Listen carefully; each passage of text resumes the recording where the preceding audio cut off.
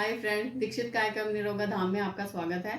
आज डॉक्टर विवेक दीक्षित जी paralysis means अधरंग के बारे में बताने जा रहे हैं। तो आइए डॉक्टर साहब से जानते हैं इनके बारे में, किन किन कारणों से होता है और कैसे ये बीमारी से निजात पा सकते हैं। तो आइए। हाय फ्रेंड्स, मैं डॉक्टर विवेक दीक्षित। जैसे मैंने आपको अपने चैनल जो डॉक्टर विवेक दीक्षित के नाम से चल रहा है, पहले भिन्न भिन्न तरह के एक्यूपंक्चर के वीडियोस दिखाए और उसमें ये बताया कि व्हाट इज़ एक्यूपंक्चर और इससे किन किन बीमारियों में इलाज होता है। तो मैं आज आपको एक बीमारी जो कि हमारे पैरालिसिस में फेशियल पैरालिसिस या बेल पैलिसिस के नाम से है, इसमें मैं आपको बताऊंगा कि क्यों होती है और एक्यूपंक्चर से इसमें कैसे इलाज करते हैं।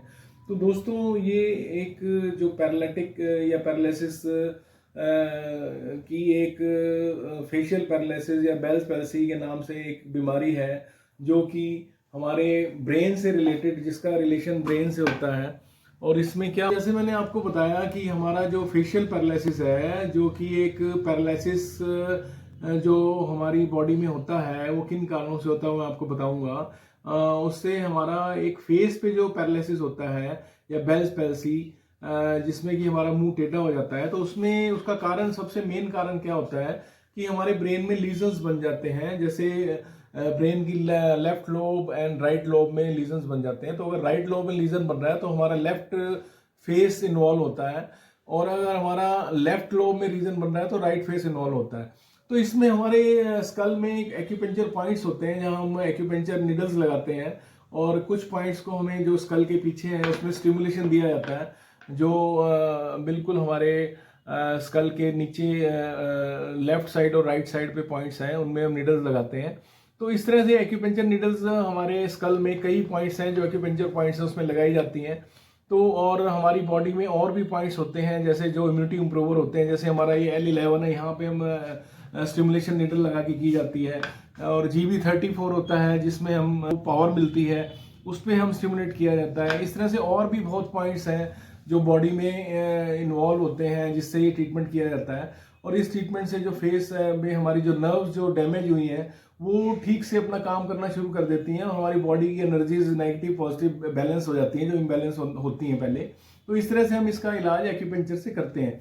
तो जैसे आप ये रोल मॉडल एक्यूपंक्चर का देख रहे हैं, तो इसमें दोस्तों ये हमारा एक्यूपंक्चर से मैंने आपको बताया कि इस तरह से ट्रीटमेंट होता है।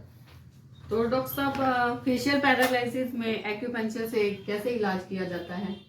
इसमें देखिए दोस्तों, फेशियल पैरालिसिस में हमें, जैसे मैंने आपको बताया कि इस तरह से हम ट्रीटमेंट करते हैं। तो हमारी स्कल में और फेस पे कुछ पॉइंट्स होते हैं जहाँ पे हम इलेक्ट्रोथेरेपेटिक मशीनों द्वारा वो पॉइंट्स लगा के इनको स्टिमुलेट किया जाता है, और इससे हम पेशेंट का ट्रीटमेंट करते हैं और पेशेंट ठीक हो जाता है।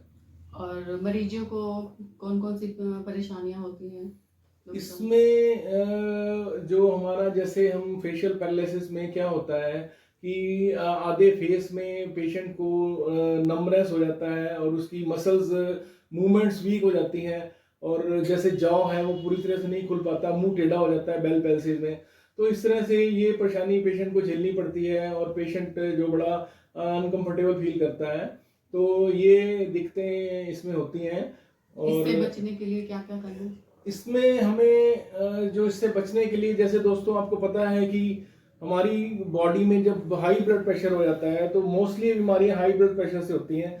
जब हम ब्लड प्रेशर का ठीक से नाप नहीं लेते हैं रूटीन में, जैसे अक्सर 40 साल के बाद बीपी की प्रॉब्लम लोगों को होती है, तो वो ज़्यादा बीपी होने से वेजो डायलेटेशन हो जाती है, जो हमारी ब्रेन की वेसल्स हैं उसमें ब्लड फ्लो ज़्यादा बढ़ जाता है। उससे हमारे इंटरनल वेजो प्रेशर बढ़ने से वहाँ वेन फट जाती है और ब्लीडिंग हो जाती है। तो वो डिपेंड करता है कि राइट साइड में वेन इन्वॉल्वमेंट है या लेफ्ट साइड में। तो ये जो ब्लीडिंग इंटरनल ब्रेन में होती है, तो उससे हमारे लेफ्ट साइड पे अगर इन्वॉल्वमेंट है तो राइट साइड का पैरालिसिस होता है, और अगर लेफ्ट साइड में इन्वॉल्वमेंट है तो राइट साइड में हमारा इन्वॉल्वमेंट होता है फेशियल पैरालिसिस का। तो ये ऑपोजिट डायरेक्शन में होता है। तो इस तरह से ये दिक्कत फेशियल पैरालिसिस में, बेल पैलिसी में होती है, और इसका हम एक्यूपंक्चर से ठीक से हम इसको ट्रीट करते हैं और वो ठीक हो जाता है। तो इसमें में पेशेंट्स को 15 सिटिंग का एक कोर्स होता है, 3 से 5 कोर्सेज हम लगाते हैं। तो पेशेंट जो है डेली रूटीन में आधे से 1 घंटे के लिए आना होता है, और अपना ट्रीटमेंट करा के 1 घंटे बाद चला जाता है।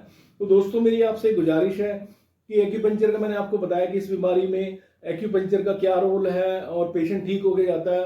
और आप ज़्यादा से ज़्यादा लोगों को बताएं ताकि लोग इससे ज़्यादा से ज़्यादा फ़ायदा उठा सकें और ठीक होके जाएं। तो मेरी आपसे यही गुजारिश है कि आप हमारे चैनल को ज़्यादा से ज़्यादा सब्सक्राइब करें, लाइक करें और शेयर करें। Thank you very much.